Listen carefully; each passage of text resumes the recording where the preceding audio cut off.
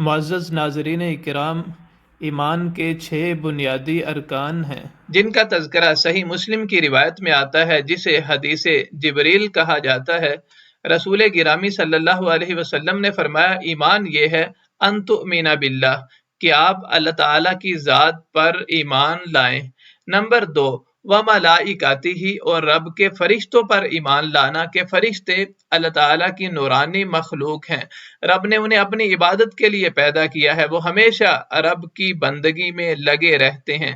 Number 3، بالکتب، یعنی آسمانی کتابوں پر ایمان لانا، قرآن سے پہلے جو نازل کردہ کتابیں ہیں جیسے تورات، زبور، انجیل اور صحائف وغیرہ، ان کے سب پر ایمان لانا کہ یہ اللہ تعالیٰ کا کلام ہے اور رب کی طرف سے نازل کردہ ہے۔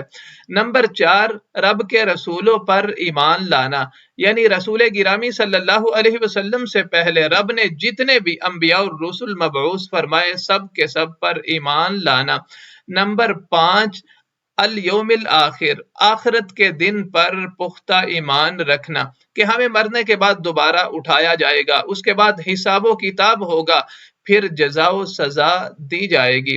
اور آخر میں القدر خیرہ و شرہ، اچھی اور بری تقدیر پر ایمان لانا کہ جو بھی ہوگا سب کا سب اللہ تعالیٰ کے علم میں ہے، وہ اچھا ہو یا برا۔ تو ناظرین کرام، یہ ایمان کے 6 بنیادی ارکان ہیں۔ اللہ تعالیٰ سے دعا ہے اللہ تعالیٰ ہمیں ان ساری چیزوں پر پختہ ایمان لانے کی توفیق عطا فرمائے۔